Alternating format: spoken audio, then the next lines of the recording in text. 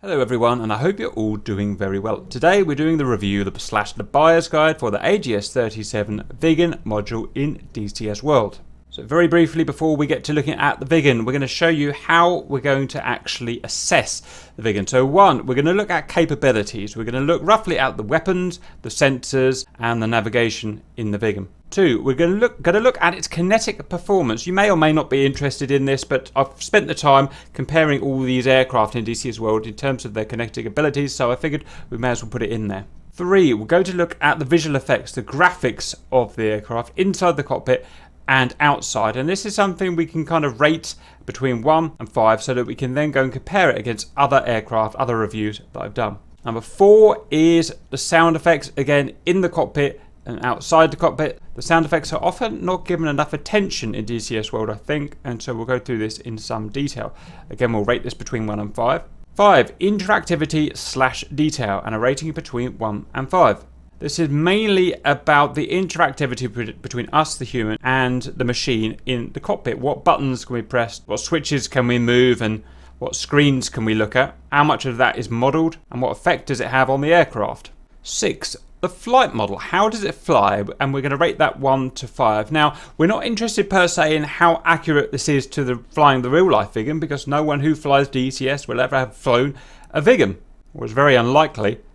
But we're really interested in how immersive is the flight model. How much does it make us feel like we're flying a real Viggen? Are there any things that make us think, ooh, this now is feeling a bit like a game and not like a real aeroplane? So that's the kind of scope we're looking at there. Difficulty, we're going to rate that between 1 and 5. 1 being easy, sensible for a noob, and 5 being very difficult, sensible only for a seasoned simmer. And these ratings that I've got here between 1 and 5 are liable to change. As I review different aircraft, then I'll get better at the reviewing system. So what I'll have is a database that I'll link to in the video description for this video.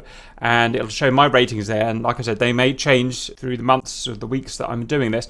And I'll also show the ratings that the current GR members give this aircraft, so you can have a look at what they think as well. Those are also liable to change as I give them more aircraft to review. And then finally, we'll look at the history. So some aircraft in DCS have had a lot harder time than others from their early release to present. Some have lots of bugs, lots of glitches, whereas others are programmed a lot better and they don't have lots of bugs and lots of glitches. Simple as that. So we'll talk about that. And that will wrap us up. So the first thing is we'll look at capability. So we'll go and jump in DCS now.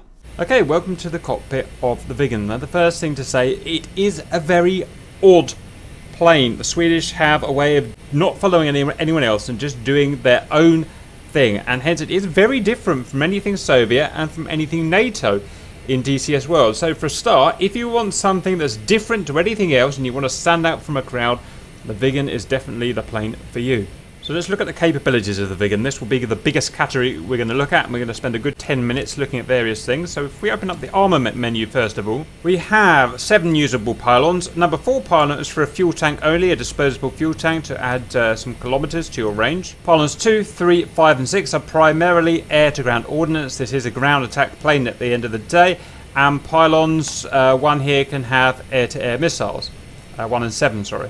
So if we start with bombs. Now the amount of weapons that we can actually have compared with other planes like the Harrier, the Tomcat, the F-18, the the A-10 is actually very low. But what we do have is a good range of weapons. We have all sorts. We have anti-ship, we have cruise missile, we have bomb, we have rocket, we have gun. So although the quantity available is low, the spectrum covered is fairly high. And the bombs we can take are the Mike 71. They're relatively small bombs. We take them in racks of 4. They're high explosive warhead only, and we can have either retarded with a chute or slick. Now the Viggen is primarily set up for low level kind of strip bombing. Ideal for bombing, say, a runway like this. You come down a couple of 100 feet, drop bombs with these retarded chutes, and the bombs will just pepper along the runway. We've got fairly good control for doing that, but we can also drop from low to medium altitude in a dive. In that case, we would use the slick bombs. So it does have different bombing methods available. We've also got an illumination bomb, and so we've got up to 16 bombs we can carry. So that's all we've got for bombs. Rockets, we've just got 1 pod. It comes in 2 different warheads of armor piercing or high explosive. We can carry 4 pods in total, and we do have some controlling, for instance, how many missiles how many rockets we fire at a time, and whatnot. Next, we've got missiles. We've got the BK-90, the RB-05A, the RB-75. So the BK-90 is a short to medium range cruise missile. It's non-powered. It is similar to the JSOW in the FA-18C in that it's a kinetic weapon. You drop it and it glides to the target. It's INS driven, so it will basically glide to a waypoint that you've set and explode. It's a cluster munition. You can have anti-personnel or anti-armor or both configurations, and it has a fair amount of options that you can set in how it ingresses and how it explodes above the target, etc. We can have, I think it's 4 of them, and the range, it's a long time since I fired one, but I think it's about 8 miles or a little bit less maybe. So very low compared to a more modern, say, JSOW that can do about 70 miles. Then we've got the RB-05A. This is a really old missile. It's a reincarnation of the American bullpup, so it doesn't have a guidance system per se. Instead, it's radio controlled from the cockpit. We have a little joystick, and we can move that joystick, which controls the weapon up, down, left, or right. Not that effective, to be honest, but extremely good fun. And to be honest, that is kind of this plane all over. I mean, compare it to the effectiveness of an FA-18C, it's pretty low, but it's a bloody lot more fun. We can carry only 2 of those. Next, we've got the RB-75. This is a reincarnation of the Maverick, the American Maverick missile. So it's one of the first all-guided missiles, and this is an early version of it. It's an optical, I forget whether it was a Delta version, it may even be earlier, I've forgotten now, but it's a very early version. It's okay, it has limited capability, but if you know what you're doing in the Viggen, it can still be pretty effective. Certainly not as good as, for instance, a Gulf model, an IR seeking model in an A10C, or the version in the Hornet, or the version in the Harrier, but it can still get the job done okay as long as you know what you're doing and if you've had some practice with it. Next, we're going to go to this pylon. We've got the anti-ship. We've got the RB-04E, and we've got the RB-15F. RB-15F, I think they're both air-breathing engines. Anti-ship cruise missiles. The F here has about 60 mile range, maybe it's more like 45-50. Thinking about it, it's a long-range anti-ship cruise missile, intelligent missile you have plenty of control of with various ways of firing it. The RB-04 you have less control of and less range, but still pretty effective. And the whole idea of these was to defend Sweden from the Soviets in the, I guess it was the Baltic Sea. So good missiles, good fun to play around with. Okay, what else have we got? We've got pods. We have an Akan gun pod. This allows us gun pod on either wing, high caliber, low velocity for ground attack, and you can use it for air-to-air as well. I wouldn't recommend it against fighters, but against other attack planes or helicopters, it can be effective in air-to-air as well. And we do have pretty decent guidance for air-to-ground use with that. One of the problems with the Viggen is that it does not have onboard countermeasures. It does not have an onboard ECM. It does not have onboard chaff flare dispenser. So you have to take this guy here, a chaff flare dispenser, if you want to dispense. This is one of the weaknesses of the Viggen. The other side here we can have another dispenser, or we can have an ECM. And the ECM I've thoroughly tested against the other ECMs empirically, and it has moderate effectiveness. That's the U-22A. Is the best version. Then we have the air-to-air missiles. These are Swedish reincarnations of the American Sidewinders. Now forgive me, I don't know which versions these are equivalent to. These two are early equivalents, maybe the Sidewinder D, maybe slightly more modern. The RB-74 must be equivalent to, I imagine, probably the Papa 5, maybe the Lima. So not top of the range by any means, but a relatively useful all-aspect missile is the RB-74. We can carry up to 4 RB-74s or up to 6 24s, I think it is. And they're okay. It's certainly not, it's not a fighter by any means, but it has the ability to defend itself reasonably at close range. Okay, so that is the weapons. Next we'll look at the sensors. It does not have an air-to-air radar. It is not a fighter. Has no intention of being a fighter. It does have an air-to-ground radar, and it's actually really good. It's really well modelled. It allows us to scan the terrain in front of us and look for, well, objects.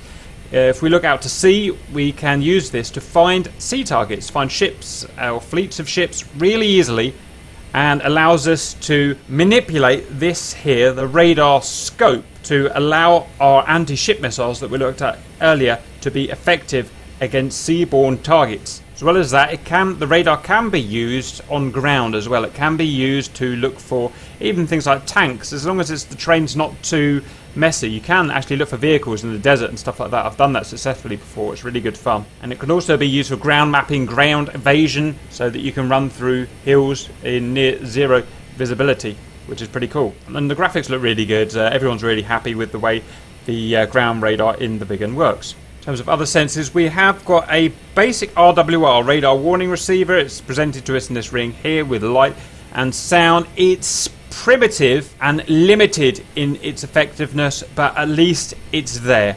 It does give us some warning of when we're being locked and when we're shot at, but it's certainly not as good as the American systems in the A10, the F5, the F15 and whatnot. This is a relatively early plane, so we've got no multifunction displays. Everything is going to be push buttons and steam gauges, just the way I like it. We've got very basic autopilot. Spark is a basic, well, it's not fly-by-wire, basic stability system. We've got an attitude hold and a altitude hold. We've got our viewer, I forgot what this is called, but this is our optical viewer of what our RB75, our Mavericks, can see.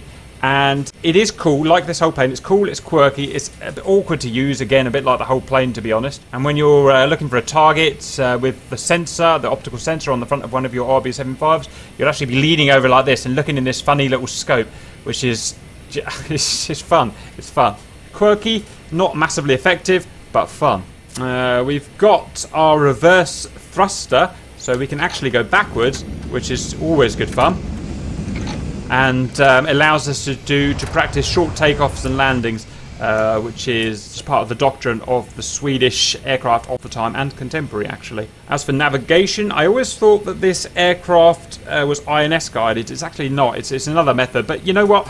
It's very close in its effectiveness to INS, which is the standard for most aircraft, or most modern aircraft in DCS. Inertial navigation system, and that generally means that it can navigate to pretty much anywhere in the world, with the main use of navigation being waypoints. So you'd set waypoints and you'd set them with coordinates like northing and eastings, lat long, and then information would be conveyed to you about that in various ways by the aircraft. You've got basic navigation here, you've got some navigation here, you've got some navigation in the HUD as well. We have a very unorthodox way of editing weapons and navigation information. It's through this guy here. I think it's called the CK37, but I stand to be corrected. And this is how we talk to the Viggen, basically, how we set various stuff up. We've got different options here, and we've got different numbers that we can type in our master display here. So it's very unconventional compared to what you'll find in any of the other aircraft, and to be honest, awkward, fiddly, and quirky, but again, great fun. So don't let it put you off. We have a basic master mode system. We have standby, navigation, attack, I can't remember what that is, and various types of landing. We have a radio here that is anything but simple, quirky, awkward, but it works. And that's really as far as I want to look in terms of capability. I know we're scratching the surface, but you know, we just want to. It's just a very quick overview. So next, we're going to look at the visual effects. So we'll start in the cockpit here, and the best thing is really I just let you judge for yourself. For me, it's pretty top brass. It's about as good as it gets in DCS. They've taken a lot of time to get the textures right, the buttons right, the sound when the buttons click, and you know, I don't want to mess my plane up here, but yeah, you see what I mean? It's solid, big clunky sound, exactly like you want. Stick here, you can't actually move in the cockpit, not that you'd want to, but it is controllable per se with key bindings. I'm just looking around here, let you see all the textures and make your own mind up. That to me is absolutely pretty much pinnacle. I mean, this isn't a particularly modern aircraft in terms of, you know, its release date, but it's still, this will last a good many years before they need to update it. I'm only 1080p. I don't know what it looks like in the you know, in the bigger resolutions, so I can't inform you of that. All this great stuff. Lighting, I'll show you the lighting quickly. I always fly with lights on, even in the daytime, because, you know, they've spent the time doing all this cool lighting. I paid my money for this, and I want to bloody well make sure I use it. saying that, I didn't actually buy this. Our lovely follower AJ and helper AJ bought this for me. Thank you very much. But I will happily pay the money for this module, as we'll talk about later. Beautiful lighting, absolutely beautiful. Absolutely top stuff.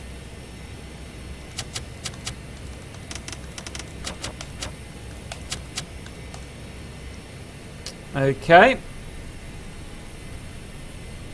Looking back, you can't really see much just due to the nature of the aircraft. Lovely to see, and all this gubbins back here. Let's go and have a look outside.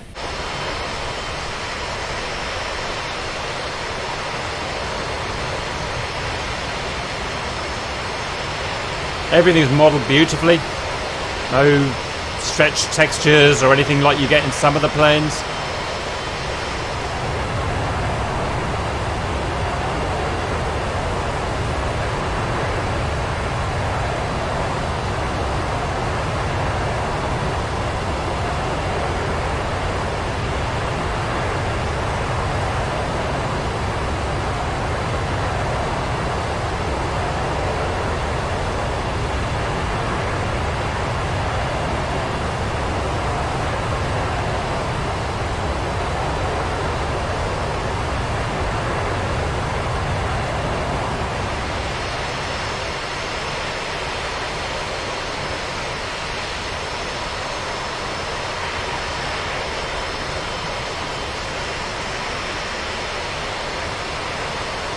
Cockpit is beautifully modelled from external.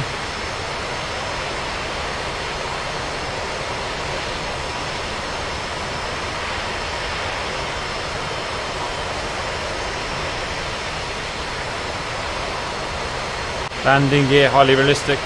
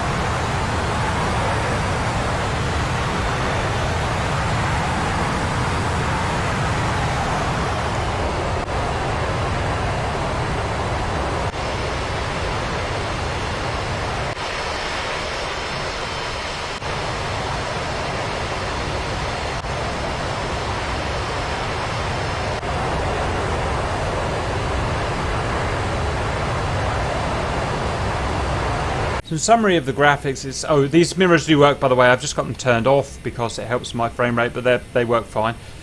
Yeah, I can't find anything to fault it on. I didn't really want to rate it 5 because I wanted to make 5 out of 5 to be absolute perfection, but I mean, what can we really rate it down for? So I'm going to have to rate it 5 out of 5 for graphics. In fact, no, I'm going to rate it 4 out of 5. The reason I'm going to rate it 4.5 out of 5. The reason I'm not going 5 is the slightly more modern planes, the F-18, I think the Tomcat.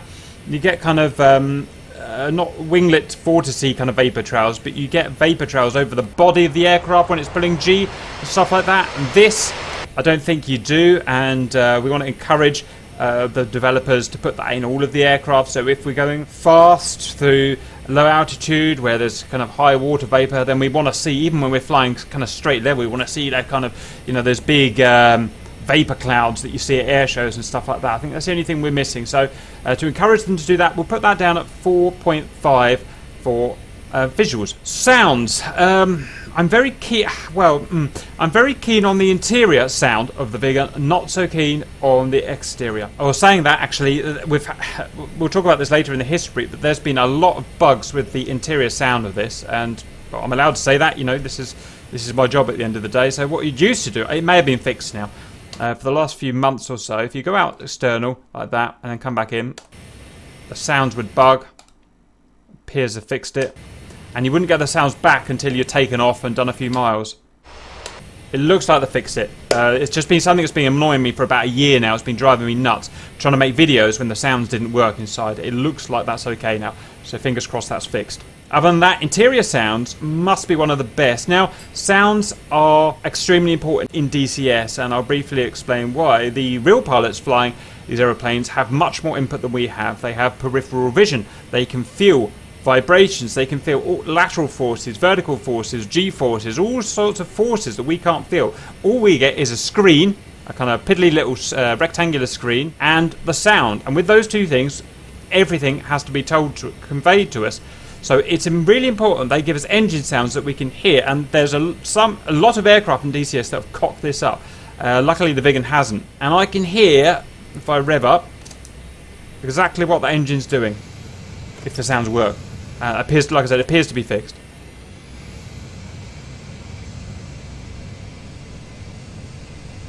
So you can hear it as it revs up, you can hear that increase in RPM. Hear that? And once you've driven it a while, you're used to it, you know exactly where the throttle is at, what the engine's doing. Stage 1 of burner, stage 2 of burner, stage 3 of burner. You see, it's not the best out there. There are a couple of better ones in terms of communicating what the engine's doing, but it does sound very good. Is it realistic? No idea. Does it really matter? Are any of us going to fly in a real Viggen? No. What I'm more interested in is that A, sounds immersive, B, it gives us feedback, because that's what we need to fly. We'll take off a minute, have a look at doing some maneuvers, but outside, it's okay outside.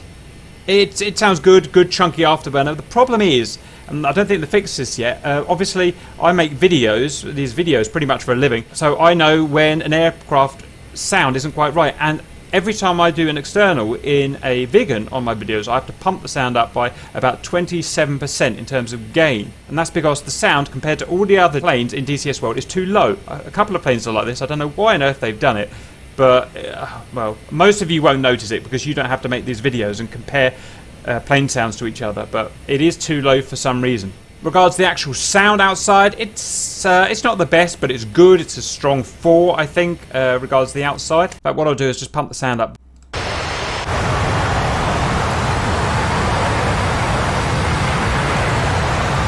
The afterburner doesn't sound crunchy enough for me compared to other planes.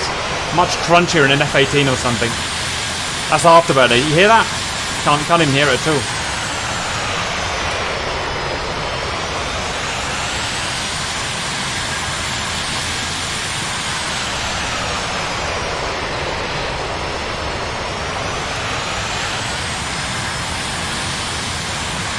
That's full burn.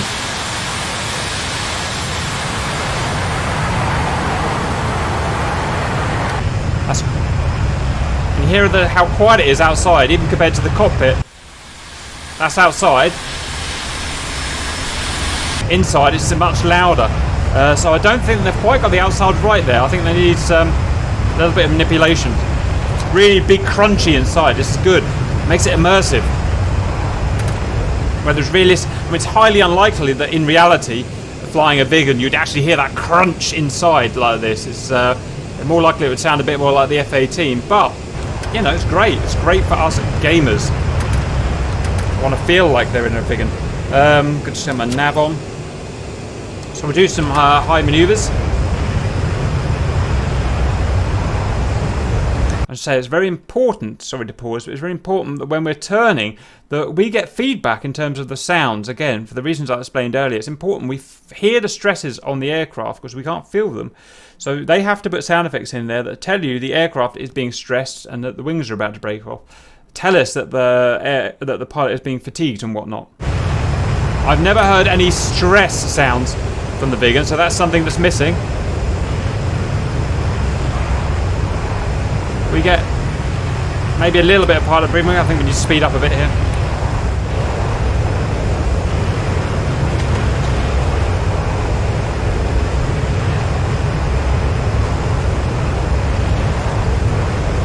So I'm pulling 8G there, and I can't hear any, kind of sound of the well, I don't know what the physics are, but you know what I mean. When you watch YouTube footage of a modern plane pulling high Gs, you can hear that kind of grumpy sound as the airframe is really being stressed, and I can't hear that here, and it makes it hard for me to judge what stresses I'm put on the airframe. I can cheat by having this bar down here at the moment, but it's the only way for me to tell.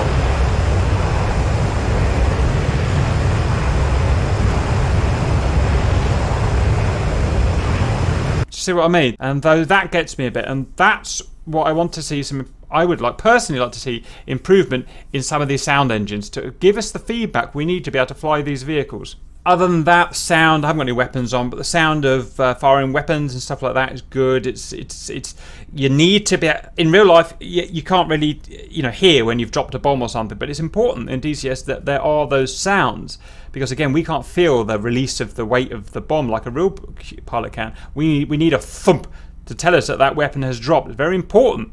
And you'll piss people off if you don't have that. But we have it. We've got kind of unrealistic RB75 firing sounds, I think, from memory. So it's good. It's what we need in there. So I'm relatively happy with that. So all in all, a bit of a mixed bag. Let's just do a quick flyby.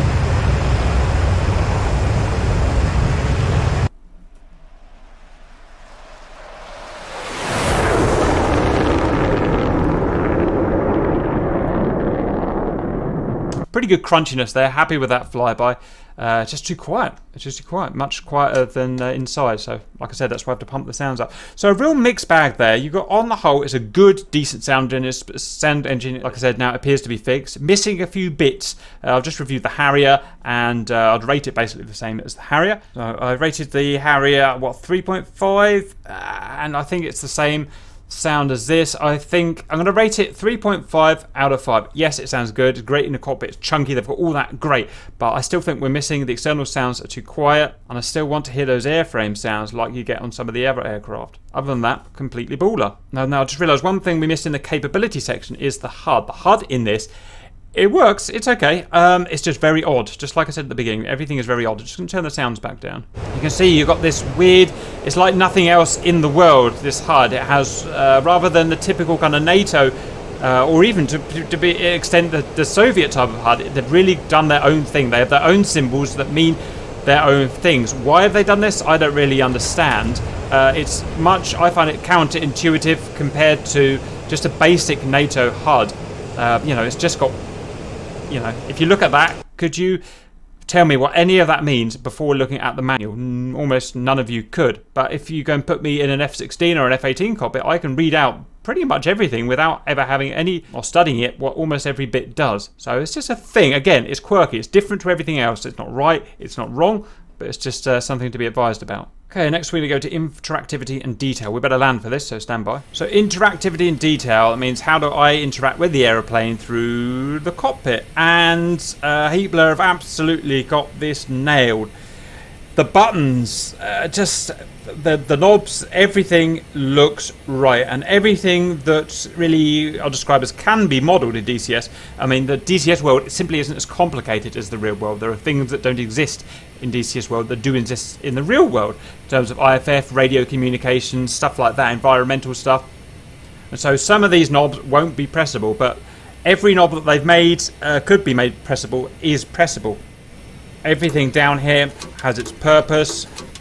It's all set. It's all, the sounds are great. They feel good. It feels like I'm turning these knobs. Backup radio here. I don't think I've ever got that working. You guys say it works, but almost certainly doesn't. And there's some stuff up here. You see that's not modelled, wherever that is. There's a few bits up here on this panel that don't work. Ventilation, things like that obviously we can't use. In fact, that's actually one minor criticism. A lot of other aircraft that have knobs and stuff that even aren't used in DCS still can have them turned, and the Viggen here doesn't have these things turnable and clickable, so that doesn't bother me, but some of you it might bother. So there are a few bits saying that can't be turned and whatnot. Oh my god. Didn't actually mean that. But everything around here, the radio, 90% of this radio is modelled, what can be modelled. Gauges, everything works. Flight instruments, everything. All the knobs that can be turned will be turned. QFE or your pressure. Oh, that can't be turned. That's unusual. Appears that we can't cage or uncage or whatever this knob's supposed to do. I must admit, I didn't expect to find anything that wasn't modelled in this, but I found a couple of things already. Centre roll, that doesn't do anything. That doesn't do anything. A bit disappointed there, actually, to be honest. Oh, no, sorry. Circuit breakers don't do anything. One of these does something. Can't remember what it was. Parking brake, yeah. Doesn't do anything. Everything here works or does something as specified. Great interaction around this unit here. Good interaction around here with the waypoints. Good interaction with the tills. Another thing I forgot to mention in the capabilities, it does have tactical ILS till system, so you can land at night on at least most of the bases in the Caucasus. Good functionality with the ECM and the jammer. Obviously, it only has a fraction of the functionality of the real jammer, but you know, this is what I was saying about earlier with the DCS world. With the countermeasures, everything works. Modelled. Can't remember what this lot is. Lights, I think. This stuff here is not modelled. It would be nice. I don't know. Sorry, it's just that one there. IFF. Can't actually do anything on it, obviously. It would be nice if we could turn the gauges. Got some stuff up here that we can change. See, this is weird. This ventilation adjuster you can change, but the others you can't. Bit of a mixed bag in here, isn't it?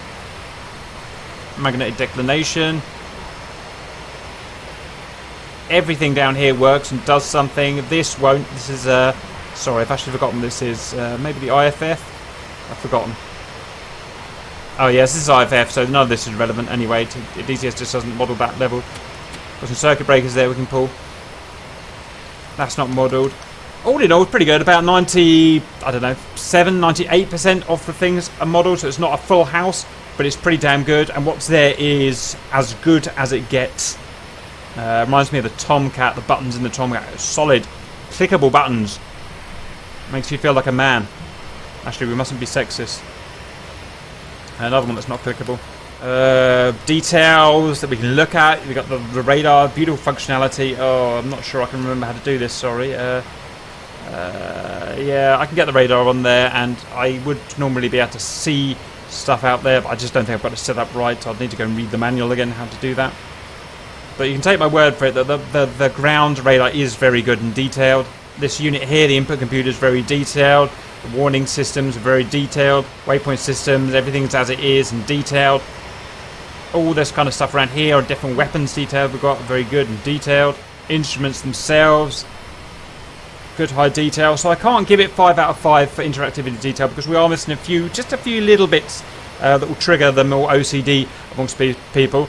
But it's as near as 5 as we can get, I think, in that there's lots of stuff modelled that I've had this for years now, and I'm still finding new stuff about it every time I drive it. There's so much stuff here, more than any pilot's ever going to really need to use in DCS. So although I can't give it 5, I'm going to give it 4.5 for interactivity and detail. Next, we're going to look at flight models. So I'll get myself a new jet with a canopy and get airborne. Stand by. Okay, and as we said in the pre-briefing, I can't tell you how realistic it is, how close it is to a real Viggen, but I can tell you with plenty of experience of flight sims what feels right and what doesn't feel right. And that's very important for aircraft to really immerse you, make you think you're flying a Viggen. It has to feel right. It has to be able to feel the weight and the momentum and the inertia of the things. And these are not particularly easy things to program. So they can go wrong, and a lot of them have gone wrong in some of the DCS planes. Whoops, it's not concentrating now. Let me just get airborne. Now, flight model in the Viggen, I've flown this lots, and it is excellent. Lots of things are modelled, Mach, Tuck, and various sonic features are modelled. As well as that, it's got a really good sense of weight. You can really feel this thing. It feels like I've got a big lorry below me, a really big, heavy truck. And now, you're just going to have to trust me when I say that. You can't feel it watching this video, but that's kind of why you wanted me to do this, so I can kind of put my experience forward. And when I'm swinging this thing about, it feels like a big hunk of metal, which is exactly how it should feel, because it is a big, heavy hunk of metal. Turns. It doesn't turn well, as in it doesn't turn like a fighter, but it turns what I would consider realistically. There's nothing strange about the turn. Nothing what I'd consider to be unrealistic for the specs of the aeroplane.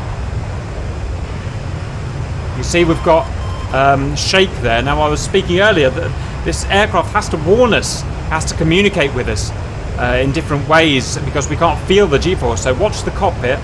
When I've really got that high alpha, it's going to shake and tell me I'm a high alpha. See the cockpit shaking? Whole thing is shaking. And that's telling me my alpha's too high. And you can see, sorry I stopped it too late, but you can see I was up at about 25 degrees alpha, which is much higher obviously than this aircraft can handle. That's one way in which this flight model tells you, some others don't. Helps tell you your alpha. In reality, you know, you've got no way of looking in a dogfight. You can't go look down at your alpha meter if we even have one. We probably even got one. Oh, sorry, but it's right there. But in reality, you just never get to look at it in a fight. So it's very important that Heebler communicate to us via sound and vibration about things like that. Accelerate and decelerate. Again, I use the word realistically, but I hope I've explained what I mean by that now. Feels right. Roll very much varies on the speeds. I really like the roll. You've got spark here. You can turn spark stability on or off and you get the relevant effects. Autopilot's excellent as in its simplicity. You do some quirky things, and by no means is this a maneuverable aircraft. Engine stalling is modelled. I probably won't be able to do it now. As soon as I don't want it to stall, the engine's always stall. I'll try it in a minute. Just trying to do a little trick. So we do a tail slide or a, you know, a rudder over or something. Whee! Woo! So 3 stages of burn for the afterburner. See that sound? That sound's just too quiet. Oh, it's powerful, isn't it? Look at that.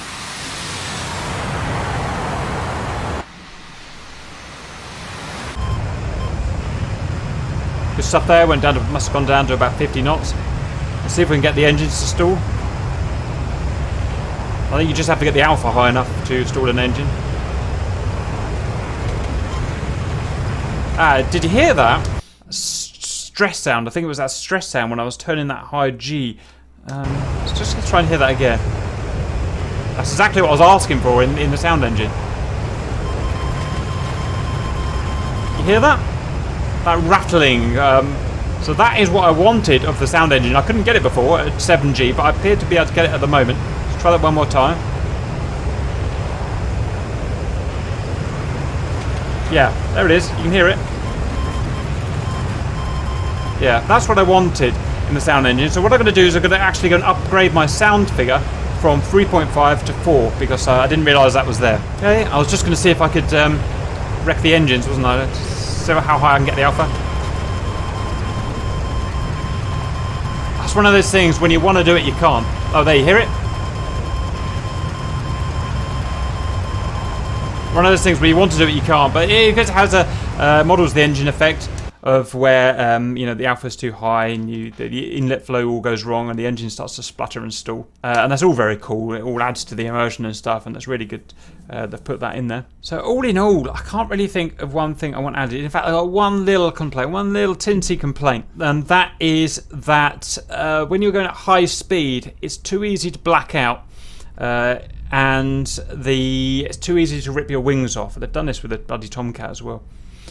So I go back to my kind of earlier complaint, is that they have to give us some concessions, as we can't feel what the real aircraft pilot can feel. The real aircraft pilot can avoid blacking out because he can feel that G-force loading into his face. We can't feel that.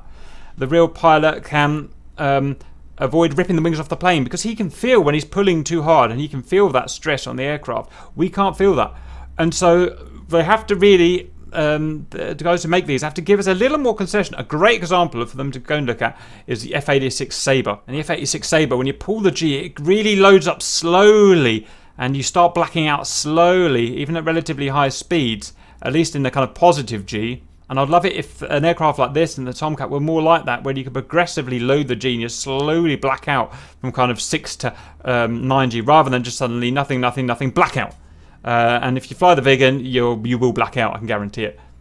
Maybe the Tomcat as well. Tomcat's not quite as bad. So maybe they've done plenty of maths and whatever and said, yes, this is realistic. I've no doubt they'll say that. But again, it is a game. You do have to give us those concessions for the reasons I've outlined. And you have to be fair to your fans if they're going to go and fly a big 3-hour mission and they just pull slightly too hard. And again, you know, I've got no way of judging that they've pulled too hard because they don't have these inputs that the real pilot has, and suddenly the wings rip off or whatever. It's just, I'm all for realism and whatnot, but it's a little bit too much. You have to give the pilot a little more concession there and give him more warning. If you're going to make him black out, fine. Give him some more warning that you're going to black out. That's on you. You got that, and that's why I can't give it a 5 out of 10 because those bits there, I just don't agree with them. That's it. So I'll give the flight model. Sorry about the noise in the background. I'll give the flight model 4.5, and we'll go and hit the deck again.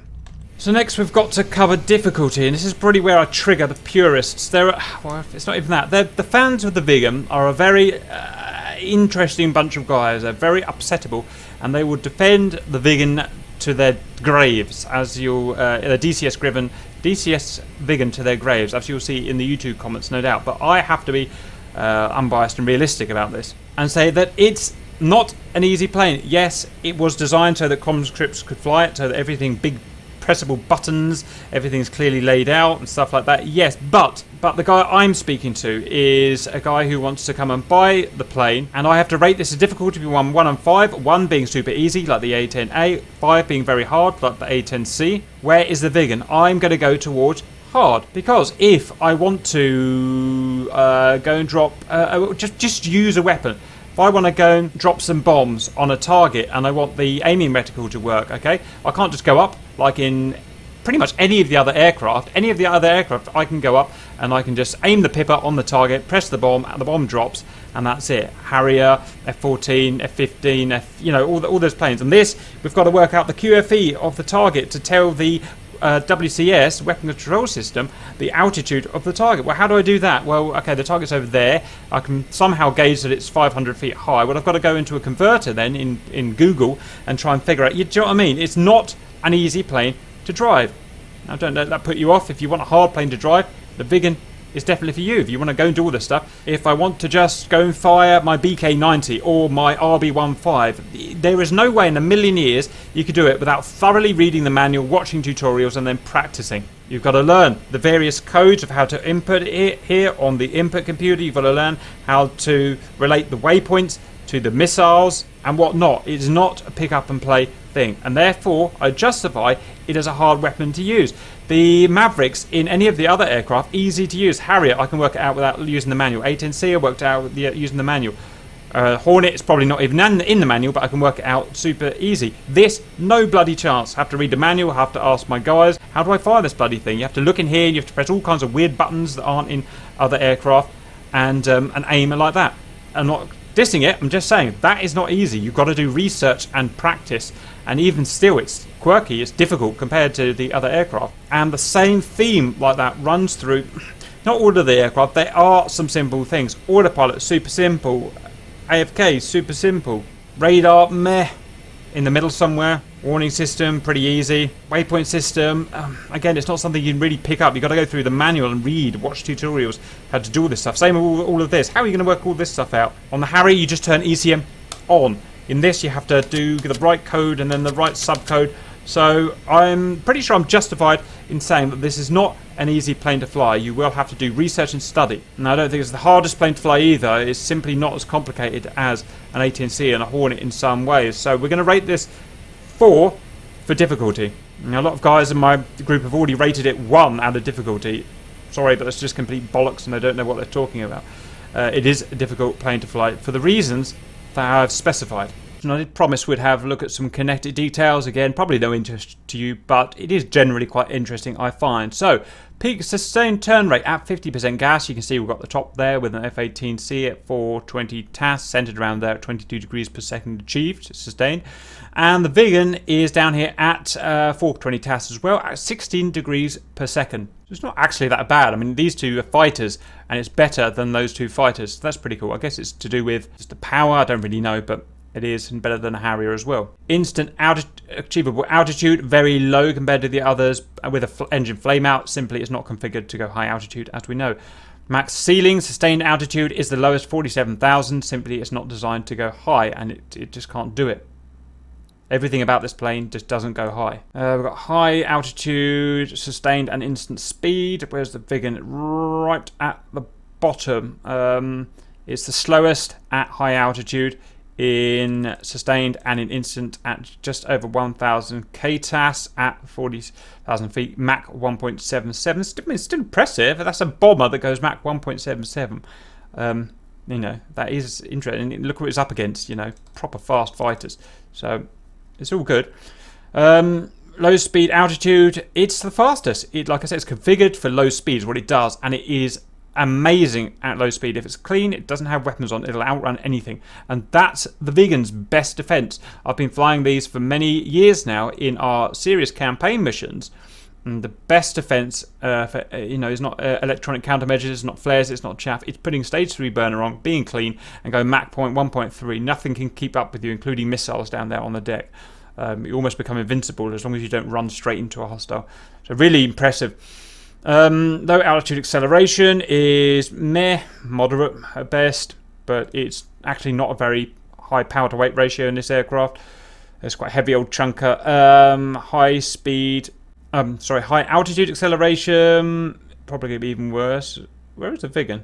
Wow, high altitude acceleration. It's actually the second best. Question mark? Not model right? Question mark?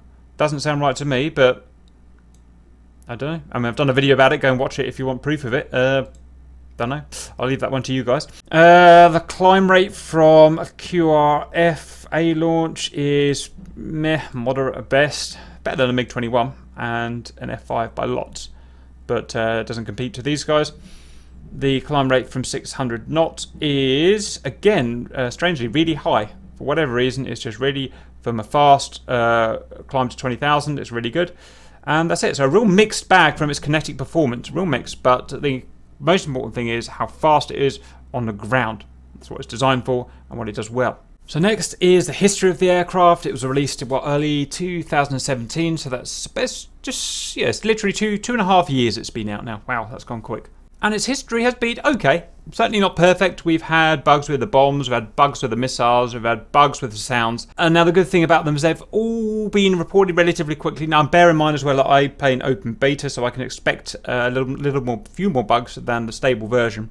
And generally, apart from the sound bug, everything was fixed pretty quickly. Bombs were fixed in about a month. I think we've had a few minor glitches with the sea weapons. You know, I don't keep up with it. It's just a kind of feel that I've got for driving it over the last couple of years. So not as bad as the Harrier, which has had a really tough time.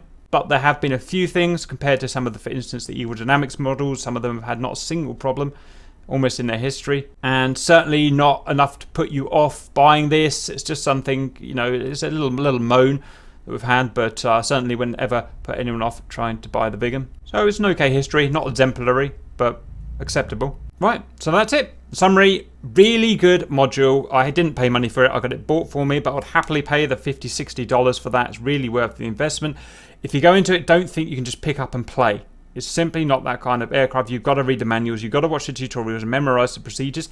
If you can do that, and if you don't have lots of planes like me, I have 36 planes it is now, so it's impossible, very hard for me to remember how to fly something like a Viggen. But for most of you that have 3 or 4 modules that can concentrate on those planes, really good to do, really rewarding. And that's the key thing about DCS here, over performance, is the reward that you get, how it makes you feel once you've bombed a target. And the Viggen is one of the best for that, because of the work that you've done beforehand in setting all the systems up, setting the computer up, setting the waypoints up and stuff like that. Feels good if down in the valleys, those big engine sounds in the cockpit, feels good, gets really exciting. So all in all, I'm happy with that. I'm happy with my rating. It's got the best rating so far that we've done, and probably may stay one of the top. In terms of rating, it doesn't have that many errors and problems. So that's it. I hope you enjoyed the guide, and see you later.